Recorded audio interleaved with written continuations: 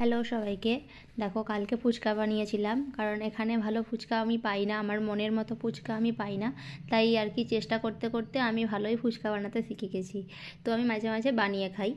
দেখো একটা বাটির মধ্যে আমি 1 কাপ আটা নিয়েছি। আমি নিয়েছি বি আটা, ওটা নর্মাল আটা হলেও হবে। আর নিয়েছি 1 কাপ সুজি, আর নিয়েছি 1 চামচের 4 ভাগের 1 ভাগ হচ্ছে বেকিং পাউডার, আর হচ্ছে ওই একই মাপের বেকিং সোডা। আর সামান্য একটু নুন দিয়েছিলাম, দিয়ে নর্মাল জল দিয়ে আর কি একটু শক্ত শক্ত করে আর কি মেখে নিয়েছিলাম। 1 কাপ জলের পুরো জলটা লাগেনি, একটুখানি বেঁচেছিল, তোমরা দেখতেই পেলে। দেখো একটু শক্ত করে মেখে নিয়েছি। তারপরে এটাকে আমি ঢাকা দিয়ে 20 মিনিট মতো রেখে দিয়েছিলাম, কারণ যেহেতু এতে সুজি দেওয়া আছে, তাই সুজিটা একটু আর কি মানে ভালো করে নরম হয়ে যাবে। তারপরে দেখো ছোটো ছোটো করে 20 মিনিট পর ছোটো ছোটো করে আর কি লেচি করে নিয়ে ওটাকে বেলে নিয়েছি। আর আমার বড্ডই ছোটো বড় হয়ে যাচ্ছিলো, আর একটু আকারে ছোটো হয়ে যাচ্ছিলো, যার জন্য আমি দুটোকে নিয়ে একটা করে দিয়ে তারপরে আমি বেলে আর কি সবগুলো বেলে নিয়েছিলাম। তো সবগুলো আগে বেলে বেলে নেওয়া হয়ে গেছে। আর যেগুলো আমি আগে বেলেছিলাম সেইগুলোকে আমি আগে ভেজেছি, কারণ ওগুলো একটু ওপরে শুকনো শুকনো হয়ে গিয়েছিলো। আর ওটাই করতে হবে, কারণ যেগুলো প্রথম করেছি সেগুলোকে প্রথমে ভাজতে হবে। তো গরম করে নিলাম তেলটা ভালো করে, তারপর দেখো দিয়ে আমি অনবরত খুন্তি দিয়ে নাড়াচ্ছি। এটা নাড়ালে তবেই কিন্তু ভালো করে ফুলবে, আর যদি তুমি না নাড়াও তাহলে কিন্তু এটা ভালো করে ফুলবে না, চিপস হয়ে যাবে।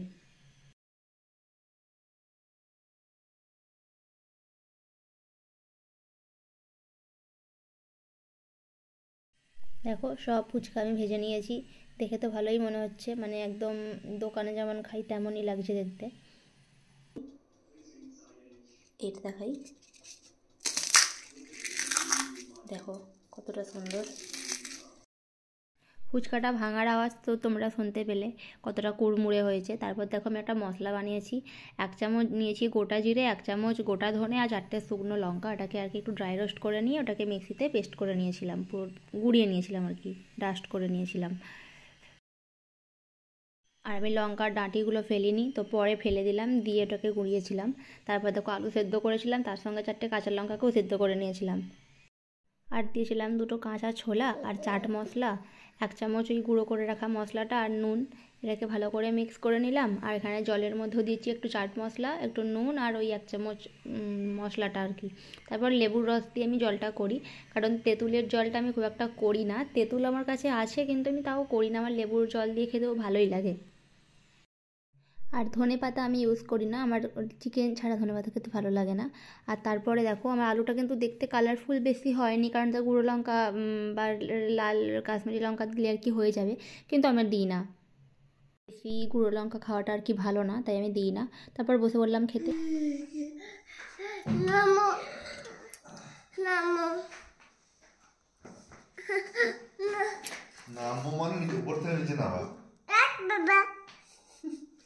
কি খাবে? কে করেছে ফুচকা? বাবা। বাবা করেছে? কটা খাবে? 5টা।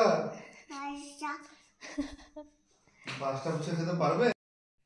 তারপরে দেখো আমরা ফুচকা খাওয়া স্টার্ট করে দিয়েছি। তো তোমাদের যদি ভিডিওটা ভালো লাগে তাহলে একটা লাইক দিও, সাবস্ক্রাইব করে আমার পাশে থেকো। বাই।